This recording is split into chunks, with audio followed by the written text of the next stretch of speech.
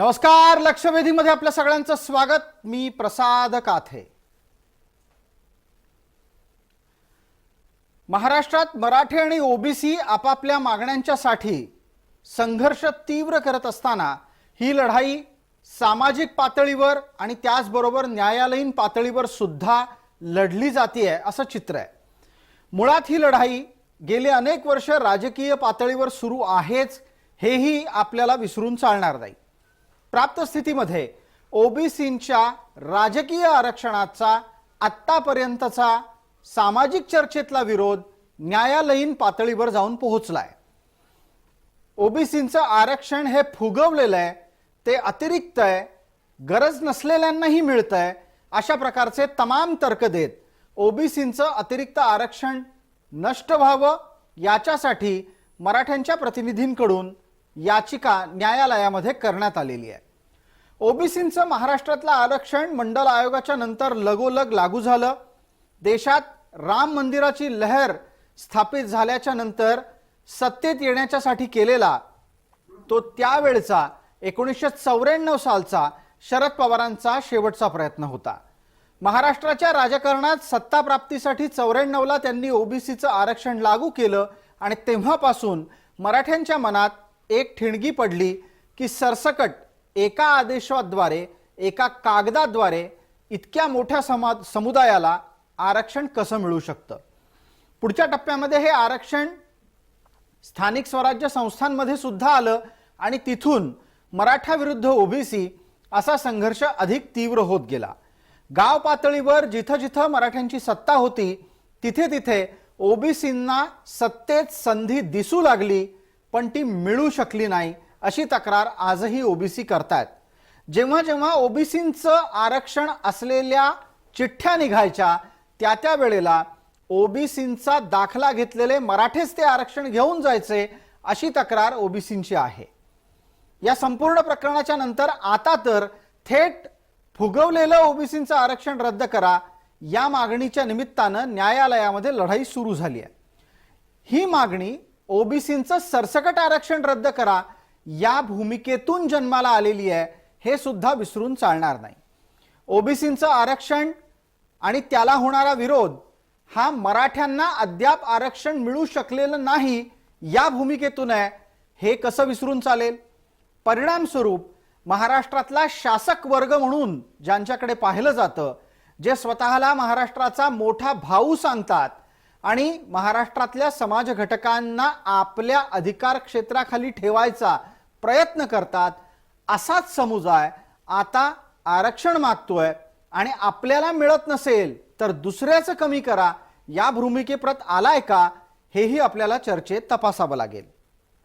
ओबीसींना होणारा आणि पर्यायानं त्यांच्या आरक्षणाला होणारा विरोध हा नक्की काय कारणानं आहे हे आपण आजच्या चर्चेत तपासणार आहोत। चर्चेचा विषय आहे की ओबीसी आरक्षणाला आता उघड विरोध सुरू झाला आहे, त्याची कारणं काय, त्याचं विश्लेषण काय। आपल्यासोबत या चर्चेमध्ये जरांगेंचे समर्थक किशोर चव्हाण आहेत, आपल्यासोबत दिलीप पाटील मराठा समन्वयक म्हणून आहेत आणि ओबीसींचे नेता, त्याचबरोबर न्यायालयातल्या लढाईच्या निमित्तानं ओबीसींची भूमिका मांडणारे ॲडव्होकेट मंगेश ससाणे या चर्चेत आपल्यासोबत आहेत।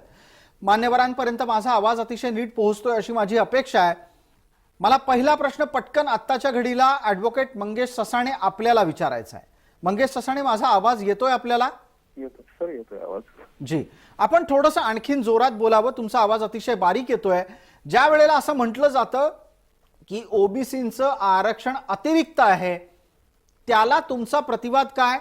कारण माझ्याकडे अत्यंत जबाबदार पातळीवरची ही सुद्धा मागणी आहे, माहिती आहे की ओबीसींमध्ये सुद्धा अनेकांना 350 जाती घालून ओबीसींच्या नावाखाली दिले गेलेलं आरक्षण पटत नाहीये।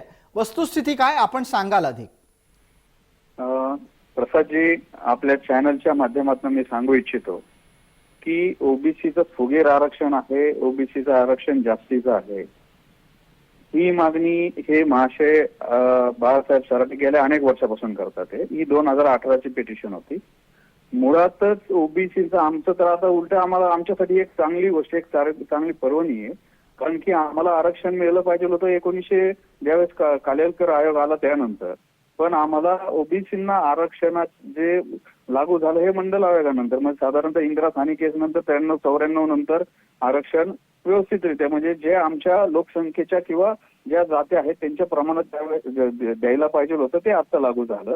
आमचं म्हणणं असं आहे की ठीक आहे तुम्ही म्हणताय सर्वे करा ना करा, पण आमचा मग जो बॅकलॉग आहे याच्यामध्ये जे 40 वर्ष आम्हाला आरक्षणापासून वंचित ठेवलेलं आहे तो बॅकलॉग पण आमचा काढा. तुम्ही आम्हाला सर्वे करा म्हणताय ना, सर्वे करा, पण आम्हाला जो बॅकलॉग आहे जो 30-40 वर्ष आम्हाला जे आरक्षण मिळालं नाही आणि मग प्रतिनिधित्व मिळालं नाही तो बॅकलॉग कोण भरून काढणार आहे. त्यामुळे ही, आणि मी अत्यंत जबाबदाररित्या सांगतो, हे जे महाशय बाळासाहेब सराटे आहेत हे गायकवाड आयोगामध्ये यांची एक संस्था होती शिवाजी प्रबोधिनी म्हणून संभाजीनगरची, त्याच्यामधील हे लाभार्थी आहेत. मराठा आरक्षणाचे लाभार्थी असतील ते बाळासाहेब सराटे, त्यांनी लाखो रुपये घेऊन ते सर्वे केलेले आणि त्यांच्या ते ज्या सर्वे आहे ते सुप्रीम कोर्टामध्ये भेटले. त्यामुळे या माणसाला असं काहीतरी उद्व्याप करायचे, कोर्टात जायचं, सर्वे करायला सांगायचं आणि स्वतःच्या संस्थेला सर्वेची कामं घेऊन पैसे कमवायची, असा हा उद्व्याप करणारा हा माणूस आहे. बर, आपण या चर्चेत असे जोडलेले राहा. थोडंसं आणखीन मोठ्या आवाजात आपल्याला बोलता आलं तर खूप बरं होईल. दरम्यान आता स्क्रीनवर हा एक कागद आपल्या सगळ्यांना दिसणार आहे, पूर्णपणे स्क्रीनवर तो येईल आणि तो काय आहे याचा तपशील मी आपल्याला देतो. हा माझ्या हातामध्ये ओबीसींच्या आरक्षणाचा आदेश आहे, तो पूर्णपणे स्क्रीनवर आपल्याला दिसेल, आपण पडद्यावर तो पाहतोय. आता तो आपल्या समोर येईल त्यावेळेला तुम्ही पाहालच आणि त्यामध्ये स्पष्टपणे 23 मार्च 1994चा हा आदेश आहे. मुख्यमंत्री या नात्यानं तो शरद पवारांच्या कार्यकाळामध्ये निघाला आणि त्यात अनुसूचित जाती जमाती यांच्या संदर्भातलं आरक्षण किती टक्के आहे ते 13% लिहिलेलं आहे. अनुसूचित जातींसाठीच आहे. अनुसूचित जातींमधल्या बौद्ध धर्म स्वीकारलेल्या जाती एकत्र पकडून 13% आहे. अनुसूचित जमातींच्यासाठीचं 7% आहे. विमुक्त जाती भटक्या जमातींसाठी 4% आहे. इतर मागासवर्गीयांसाठी 10%, असं 34%चं आरक्षण होतं.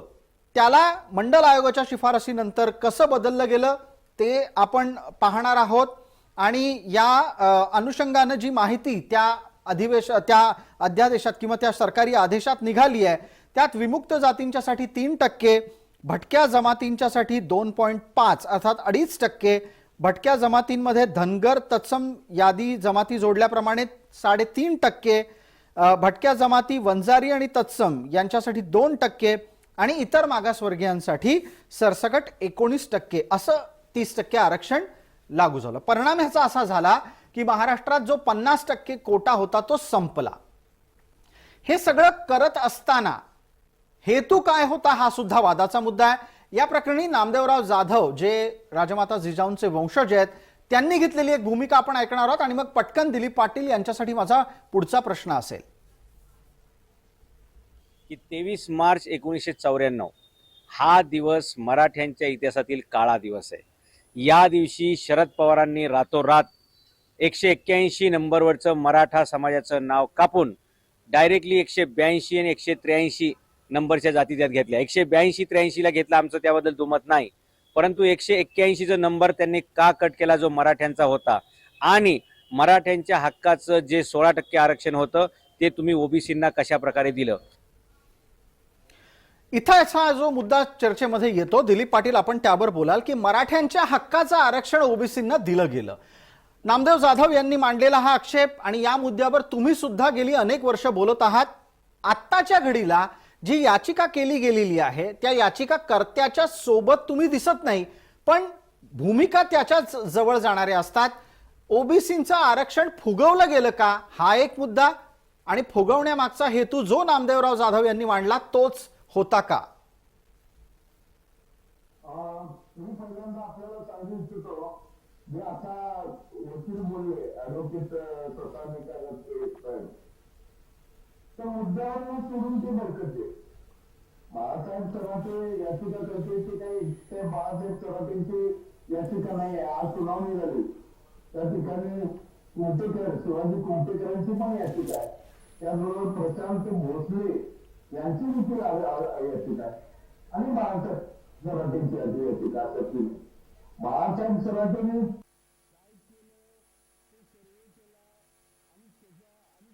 आरक्षणाचा काही संबंध लक्षात घ्या. बाळासाहेब सराटेने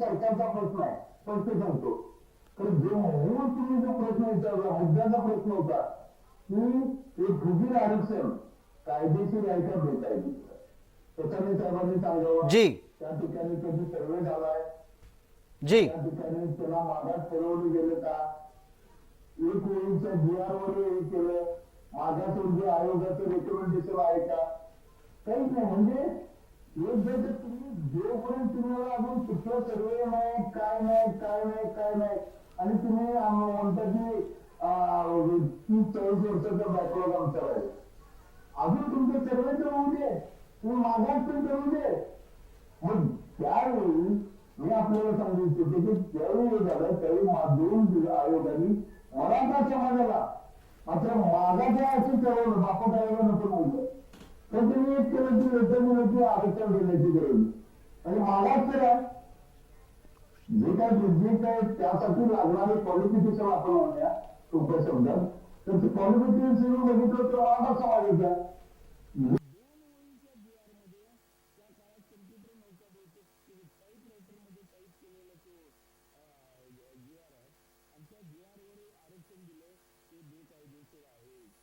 कबूल करा की ते बेकायदेशीर आहे आणि त्यानंतर आमचं मागणं असं आहे जी की तीनही जागा जी आहे मराठा समाज जो बॅकवर्ड आहे आणि तुम्ही जे 50% भरलं गेलं बर तर 50% वेळी जे वरचे 32% व्हायला पाहिजे म्हणजे 64% तुमची लोकसंख्या आहे का ओबीसीची कुठल्या आयोगाने सांगितले का वकिलांनी वकिलांसाठी उत्तर द्यायला पाहिजे ठीक आहे आपण या मुद्द्यावर आपण निश्चितच आपल्या सोबत असलेल्या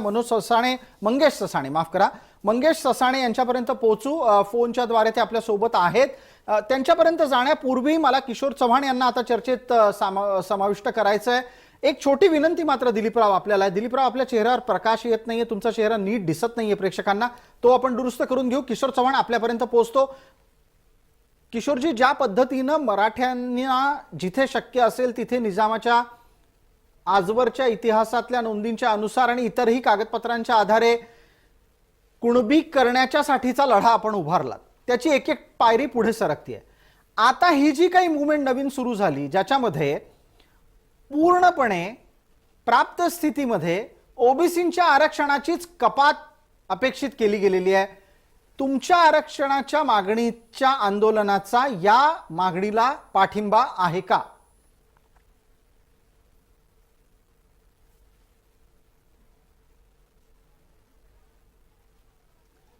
मंडल आयोग स्वीकारल्यानंतर देशाने स्वीकारल्यानंतर पहिलं राज्य महाराष्ट्र सरकार होतं की मंडल आयोग आपण स्वीकारलेला आहे पवार साहेब मुख्यमंत्री होते साधा प्रश्न काय होता मंडल आयोगाने देशातली संख्या सांगितली 52% 52% देशात ओबीसी समाज आहे चांगली गोष्ट आहे आनंदाची गोष्ट आहे पण हा अहवाल ज्यावेळेस आपण महाराष्ट्रात स्वीकारतोय तर पवार साहेब हे बहुजनांचे नेते आमचे मराठा समाजाचे आम्ही म्हणत होतो आणि चांगली गोष्ट आहे की त्यांनी मंडल आयोग लागू केला पण याच्यात राहिलं काय की देशाची संख्या आणि राज्याची संख्या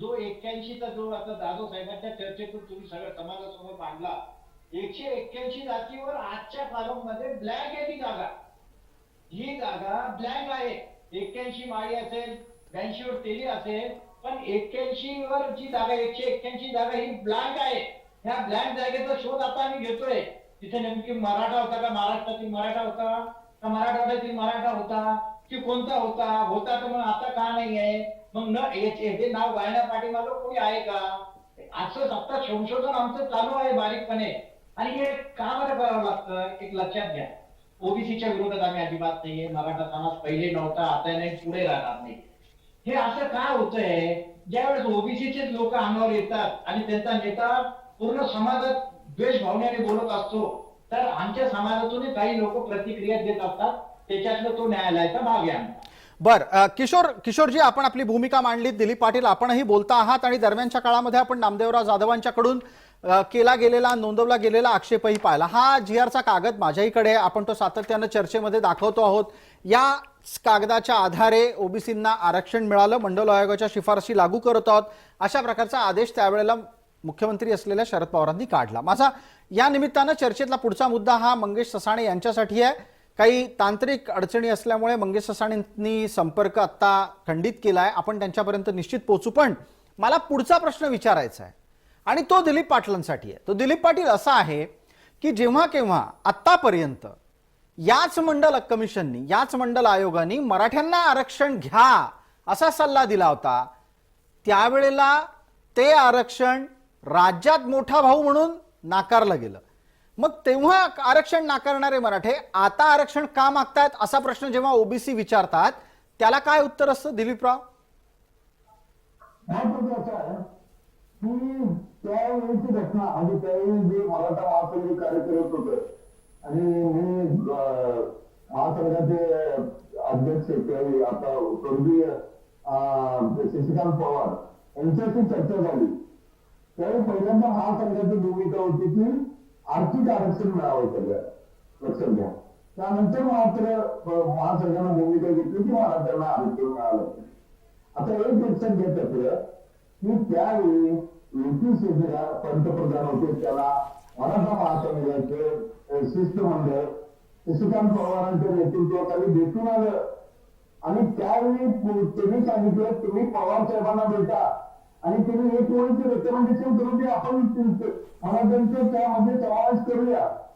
यावेळी यांनी येऊन पवार साहेबांना भेटले आणि सांगितलं की अशा पद्धतीने पवार साहेबांनी त्याला म्हणजे लक्ष दिलं नाही, त्याकडे दुर्लक्ष केलं आणि त्या याच्याकडे पूर्णपणे एक असं बघितलं की मला त्याला त्या ठिकाणी आरक्षण मिळू नये. त्यामुळे त्यावेळी का मागितलं नाही मला त्याचा मागेलं आणि त्यावेळी काय घेतलं नाही, घेतलं नाही. याचं उत्तर एकच आहे की मागणी होती तर पवार साहेबांनी ते दिलं नाही, म्हणजे नुसतं दिलं नाही तर मिळून दिलं नाही. त्यामुळे जे काय हा जो मुद्दा आहे की त्यावेळी नको होतं आणि त्यावेळी घेतलं नाही, तर हा मुद्दा पूर्णपणे पवार साहेबांना जबाबदार आहे.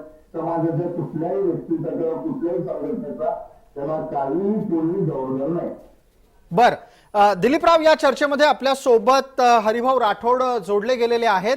हरिभाऊ राठोड आपल्या सोबत फोनवर आहेत. हरिभाऊ, आवाज येतोय माझा? हो येतोय, बोला. जी, चर्चेतला आत्ताचा जो टप्पा आहे, ज्या टप्प्यामध्ये तुम्ही चर्चेत प्रवेश करत आहात, त्या अनुषंगाने आपण असं मांडू इच्छित आहोत आणि सांगू इच्छित आहोत की ओबीसींच्या आरक्षणाचा जो फुगवटा आहे तो अमान्य करणं, त्याला विरोध करणं योग्य आहे का, याची चर्चा सुरू आहे. आणि आपल्यासोबत किशोर चव्हाण आहेत, दिलीप पाटील आहेत, त्यांनी आपापली भूमिका मांडली. सातत्यानं त्यांची भूमिका एकाच बाबतीत स्पष्ट आहे, ओबीसींना आरक्षण देताना कुठलंही सर्वेक्षण झालं नाही आणि मोठ्या संख्येनं त्यांना आरक्षण देण्यात आलं. ओबीसींमधल्या अनेक जाती मागास ठरवल्या गेल्या आणि त्यांना आरक्षण दिलं गेलं. वस्तुस्थिती काय होती? हरिभाऊ, आपल्याला इतिहास माहिती आहे, आपण याचं उत्तर द्यावं. नाही, यांचं म्हणणं चुकीचं आहे, अत्यंत चुकीचं आहे. त्यांना माहितच नाही मंडल आयोग काय आहे, कधी लागू झाला, का लागू झाला, कसा लागू झाला, कोणी लागू केला. याचा इतिहास असा आहे की मंडल आयोगामध्ये जे मंडल व्हीपी सिंगांनी मंडल आयोग लागू केला तो नंतर चॅलेंज झाला होता. मग सुप्रीम कोर्टात इंदिरा साहनी वर्सेस भारत सरकार ही फेमस केस आहे. त्याच्यात 9 न्यायाधीश बसले होते, लँडमार्क जजमेंट देशामधला, आणि विस्तृतपणे चर्चा करून त्यांनी क्लिअर केलं आणि देशामध्ये ओबीसींना तुम्ही राज्यातही 27% आरक्षण देऊ शकता आणि केंद्रातही 27% आरक्षण देऊ शकता, अशा प्रकारचा न्याय निर्माण झाला. आणि ती लिस्ट त्याने दिली होती, सर्वोच्च म्हणजे मंडल आयोगाने लिस्ट क्लिअर केली आणि ती जी लिस्ट म्हणतात ना ते सगळे आधीपासूनच आपल्याकडे ओबीसी होते आणि तीच लिस्ट आपल्या मंडल आयोगाने त्या सर्वे करून म्हणा किंवा ती लिस्ट त्यांनी मंजूर केली आणि त्याच्यातच भटके विमुक्त नाही कन्सिडर केलं अशा पद्धतीने ते झालेलं आहे. पण या अलीकडच्या लोकांना माहीतच नाही. ते काय समजतात 14% 30% कसे झाले. मी सांगतो आपल्याला कसे झाले की 27% आरक्षण लागू करायचा होता. माननीय शरद पवार मुख्यमंत्री होते आणि माननीय शरद पवारांनी ठरवलं की आपल्या राज्यात सुद्धा 27% आरक्षण लागू करायला पाहिजे आणि म्हणून त्यांनी एक बैठक घेतली विस्तृतपणे.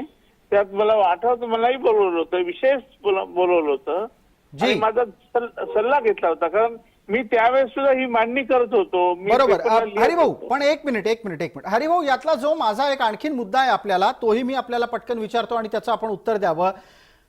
ओबीसींना एका रात्रीत मागास ठरवण्यात आलं आणि त्यांना हे आरक्षण दिलं गेलं, हा जो तर्क आहे याच्या मागची वस्तुस्थिती काय? गेले त्याच्या आधी मंडल कमिशननी काय प्रक्रिया राबवली होती ती सांगा आणि ओबीसींच्या मागास ठरण्याच्यासाठी मंडल आयोगानं राज्यात काय केलं होतं ते सांगा. म्हणजे या आक्षेपाचं उत्तर तुम्ही कशा पद्धतीनं देताय ते आपल्या सोबत असलेले किशोर चव्हाण आणि दिलीप पाटील पण ऐकतील. बरोबर. बघा, मंडल आयोगाने एक लिस्ट तयार केली. बरोबर जी. मंडल आयोगाने आणि ती मान्य सर्वोच्च न्यायालयाने क्लिअर केली. म्हणजे 27% आरक्षण लागू झालं. त्यानंतर त्याच निवाड्यामध्ये असं इन्स्ट्रक्शन दिलं की याच्यानंतर या लिस्टमध्ये तुम्हाला कोणाला ऍड करायचं असेल किंवा या लिस्टमधून तुम्हाला वगळायचं असेल तर त्याच्यात एक राज्य मागासवर्गीय आयोग असेल आणि सेंट्रलच्या लिस्टमधून जर तुम्हाला ओबीसीला कुठल्याही जातीला वगळायचं असेल किंवा त्याच्यात ऍड करायचं असेल तर नॅशनल बॅकवर्ड क्लास कमिशन असेल. त्याप्रमाणे या नंतर आयोग नेमण्यात आला. आपल्या राज्यातही आयोग आहे, त्याला पूर्ण अधिकार आहे. कोणाला मागासवर्गीय ठरवायचं म्हणजे रिकमेंडेशन करायचा अधिकार त्यांना आहे आणि निर्णय घेण्याचा अधिकार राज्याला आहे. अशी पद्धत आहे त्याची. त्यामुळे यांचा गैरसमज आहे, कारण त्यांचा एवढा अभ्यास नाही ना, त्यांना माहीतच नाही. हे कोणीतरी सांगतात, ते ऐकतात आणि मग हे येऊन टीव्हीवर किंवा इतरत्र बोलतात. तर त्यांचा काही दोष नाहीये. त्यांनी मागे जाऊन मागेच गेलं पाहिजे की त्या काळामध्ये म्हणजे 94ची गोष्ट आहे. यांचा जन्मही झाला नसेल. 94 29 वर्ष झाली या गोष्टीला आणि त्यावेळेस हे झाले. हरिभाऊ एक मिनिट हरिभाऊ, काय आहे या चर्चेच्या निमित्तानं इतरांपर्यंतही आपल्याला पोहोचणं भाग आहे. आपण असं सांगू पाहत आहात की अपेक्षित असलेली प्रत्येक पायरी ओलांडून ओबीसींना आरक्षण दिलं गेलं. दिलीप पाटलांपर्यंत पटकन जाऊया. दिलीप पाटील, कोणालाही आरक्षण देणं हे काही मंदिरातला प्रसाद देण्यासारखं नाहीये. त्याच्या पूर्वीची प्रक्रिया ओबीसींबद्दल मंडल आयोगाने पूर्ण केली होती. मग हा प्रचार का होतो की ओबीसींना आरक्षण एका रात्रीत एका फटक्यात एका कागदाच्या आधारे एका सहीनं देऊन टाकलं गेलं आणि जेव्हा ते आरक्षण वाढत होतं तेव्हा तुम्ही लोक काय करत होतात असा जर प्रश्न विचारला तर दिलीपराव? पहिली गोष्ट एक लक्षात घ्या, हरिभाऊ राठोड काय करतात की प्रत्येक वेळेला डायव्हर्ट करणे, विषय डायव्हर्ट करणे, अजून फोकस नाही. त्यांनी स्वतः फोकस व्हायला पाहिजे. काही दिवसापूर्वी ते म्हणत होते की मराठ्याला 3% आम्ही देतो, माझा फॉर्म्युला आहे, तो फॉर्म्युला आहे, तो फॉर्म्युला आहे, तो फॉर्म्युला. आता परत म्हणतात की सगळं बघितलं नाही, आम्ही एक आहे ओबीसी देणार नाही, हे नाही ते नाही. सारखं चेंज होतोय. अहो हरिभाऊ, पहिला प्रश्न विचारतो तुम्हाला. मंडल आयोगानं देशाचा सर्वे करून देशाच्या सर्वेमध्ये 52% ते 54% जे काय आहे ती देशाची संख्या काढली. 3,800 जाती आहेत. त्यातल्या महाराष्ट्रात फक्त 386 जाती, त्यातल्या 90 जाती सापडत नाहीत. आणि तुम्ही जर 3,600 जातीचा जर हिशोब काढला आणि त्या याच्यावरनं तुम्ही महाराष्ट्रातलं काढलं, मंडल आयोगानं महाराष्ट्राच्या फक्त महाराष्ट्राच्या राज्य सरकारनं आरक्षण द्यावं यासाठी कुठला सर्वे केला का वेगळा? दोन मिनिटं त्यांची सगळ्या प्रश्नाची उत्तर देतो. दुसरी गोष्ट, मंडल सोडून दुसऱ्या आयोगानं कुठल्या केला का? अहो तुम्हाला जी मध्ये आधी बालट्या बिलट्या इलट्या किलट्या केल्या, तुम्ही सगळ्यांनी तुम्हाला 32, 34, 33, 32 केलं. कुठलं शासन काढलं तुम्ही? हरिभाऊ जी एक मिनिट हरिभाऊ आपण बोलाच. मला दिलीपरावांना एक प्रश्न विचारायचा आहे आणि किशोर चव्हाण आपणही या चर्चेत आहात, तुम्हाला सगळं नीट ऐकायला येत असणार, तुमच्यापर्यंत मी येतो. मला दिलीपराव एक सांगा, तुम्ही गेले अनेक दिवस एक गोष्ट सातत्यानं दिलीपराव मांडत आहात की बांठिया आयोगानं ओबीसींची संख्या 34%च्या आसपास महाराष्ट्रात सांगितली. तुम्हाला अशी भीती वाटते का की जेवढा ओबीसी समाज सरकारच्या कागदोपत्रावर नोंदवला गेलेला आहे तो कागदोपत्री असलेला सगळ्याचा सगळा समाज हा आरक्षणाचा लाभ घेतोय? अजिबात नाही. एक लक्षात घ्या, ओबीसी मधल्या पण ठराविक ज्याला ताकदवान असे म्हणतात, जे खरे ज्याला म्हणतात 12 बलुतेदार, सुतार, त्यानंतर लोहार, हे 12 बलुतेदार काही मिळत नाही ना. हे एनसी जे आहेत ना, ते वंजारी, त्यांना लाभ मिळतो. ते संख्या काढली तर अर्धा% आहे, आरक्षण 2%. कुठला सर्वे काढला हो तुमचा? माळी समाजाला. माळी बॅकवर्ड कसं ठेवलं मी सांगतो. ते जे तुमचे हरिभाऊ राठोड आहे, तुमची एकट्याची समिती तयार करा आणि माळी बॅकवर्ड दाखवा. अहो, माळी म्हणजे सदन समाज. सॉरी जी, तर ठीक आहे. दिलीपराव, आपण पाणी प्या. मला पटकन त्या निमित्तानं हरिभाऊंचं उत्तरही ऐकायला मिळेल. हरिभाऊ, हाही एक कळीचा प्रश्न आहे आणि जो ओबीसीच्या आरक्षणाच्या बाबत सातत्यानं विचारला जातो की जो ओबीसी मधला इतर मागासवर्गीयांमधला सधन समाज आहे, त्यातल्या त्यात खास करून तेली, माळी यांच्याबद्दल तसं स्पष्ट बोललं जातं, सोनारांच्या बद्दल तसं बोललं जातं. मग या मंडळींना आरक्षण का? नाही, तुम्हाला आधी पहिल्यांदा दिलीपराव जे सांगत होते त्याचं उत्तर देतो. द्या. तुम्ही जे मला प्रश्न विचारला होता की काय प्रोसिजर आहे, कसे आले, ते मागासवर्गीय कसे झाले ते मी तुम्हाला सांगितलं आणि कोणाला अधिकार आहे ते सांगितलं. मराठ्याला आरक्षण मिळणार नाही असं नाही बोललो मी तर मिळणार, मराठ्यांना सुद्धा आरक्षण मिळू शकते, परंतु तो माझ्या फॉर्म्युल्याप्रमाणे मिळेल. आता फॉर्म्युला काय, तर तो न्यायमूर्ती जस्टिस रोहिणी आयोग. आता रोहिणी आयोग म्हणजे काय, तर सब कॅटेगरायझेशन ऑफ ओबीसी सुप्रीम कोर्टाने सांगितलंय, मी नाही. सुप्रीम कोर्टाच्या त्याच 9 जजेसनी सांगितलं की एखाद्या राज्याने या ओबीसीचं सब कॅटेगरायझेशन केलं तर whether that will be the constitution valid. Yes, that will be a valid, म्हणजे वैध असेल. आता हे का, तर त्याने पुढे जाऊन उदाहरण दिलं की एका ओबीसी मध्ये तुम्ही वोटर आहे आणि त्याच्यातही तुम्ही म्हणजे सोनार टाकणार, तर हे बरोबर नाही, त्यांना वेगळं करा. आता मराठा आहे, मराठामध्ये मसनजोगी पण येतील उद्या छोट्या धोबी आहे, नंतर नावी आहे, नंतर सुतार आहे, लोहार आहे.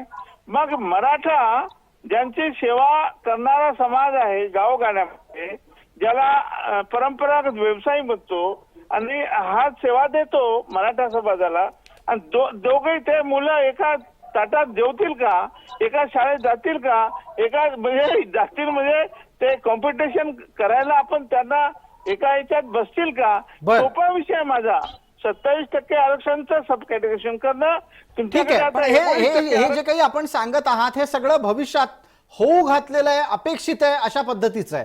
मनमोहन सिंगांच्या सरकारच्या काळात जो रोहिणी आयोग आला त्याच्या शिफारशी अद्याप लागू झालेल्या नाहीत आणि तुम्ही सातत्यानं त्या लागू व्हाव्यात अशी भूमिका मांडत असता. किशोर चव्हाण आपल्यासोबत आहेत का, एकदा तपासावं लागेल.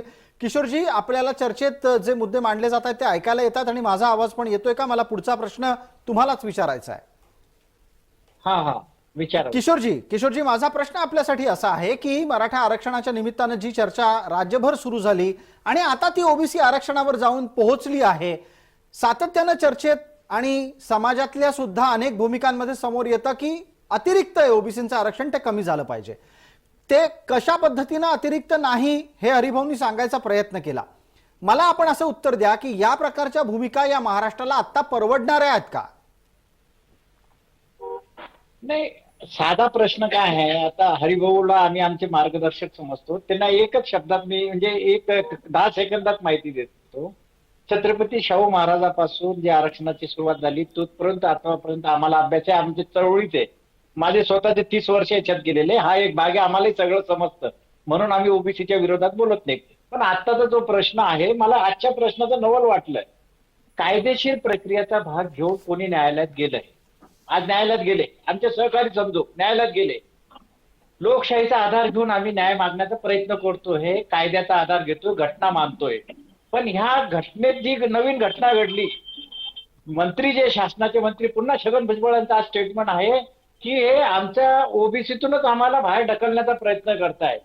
मला आश्चर्य वाटू राहिलं की आता आम्ही कोर्टात पण जाऊ नये, आंदोलन करू नये, जे ओरिजिनल कुंभी आहे त्यांना सर्टिफिकेट मिळतं त्यांनाही द्यायचं नाही म्हणतात ओबीसीचे लोक. पण करायचं काय मराठ्यांनी मला सांगा ना. का मग हातात तलवारी घ्यायच्या का काट्या घ्यायच्या? लोकशाही पद्धतीने आम्ही आता कोर्टात धाव करत असेल, लोकशाही पद्धतीने गांधी मार्गाने मनोज जरांगे आंदोलन करत असेल, तुम्ही आम्हाला काहीच करू देत नाही, काही बोलायचंच नाही आणि सगळं आमचंच खरं. असं कसं चालेल लोकशाही? बर तुम्ही सांगा ना आम्हाला. ओबीसी आमचे लहान भाऊ आहे, तुम्ही समजून तरी सांगा. अहो मला मला मला मला किशोरजी एका प्रश्नाचं उत्तर द्या. तुम्ही एका बाजूला ओबीसीने लहान भाऊ म्हणता, तर मग लहान भावाचा हट्ट पुरवणार का नाही पुरवणार? बिलकुल पुरवणार आम्ही. हे बघा, आम्ही छत्रपती शिवाजी महाराज सगळ्या महापुरुषांच्या विचाराला मानणारा वर्ग आम्ही मराठा समाज आहोत. आमचे लहान भाऊच आहेत, आम्ही त्यांना लहान भाऊ मानणार आणि त्यांचा हट्टही पुरवणार. पण वस्तुस्थिती तर होऊ द्या. आणि हे राजकीय नेत्यांचे जे नादी लागतात, समाज नादी लागलेला नाहीये. मी पुन्हा नवीन एक गोष्ट म्हणजे नवीन म्हणण्यापेक्षा सांगतोय, हे राजकीय ओबीसीचे नेते आपल्या कामासाठी शासनावर दबाव टाकतात. हे ओबीसीचे कोणतेही प्रश्न सोडवले नाही आणि सोडवणार नाही. आता हरिभाऊंना सांगतो, हरिभाऊ तुम्ही आमचे मार्गदर्शक आहात. सुप्रीम कोर्टाची आता ओबीसीची संख्या दाखवा असं शासनाने सांगितली आहे 38.5. जी हा, याला कसं नाकारता येणार? आणि याच्यात ओबीसीचं मरण आहे. ओबीसीचं माझ्या लहान भावाचं मरण आहे. हे मरण करणारे महाराष्ट्राचे छगन भुजबळ आणि ओबीसीचे नेते याला काय उत्तर देणार हरिभाऊ सांगा?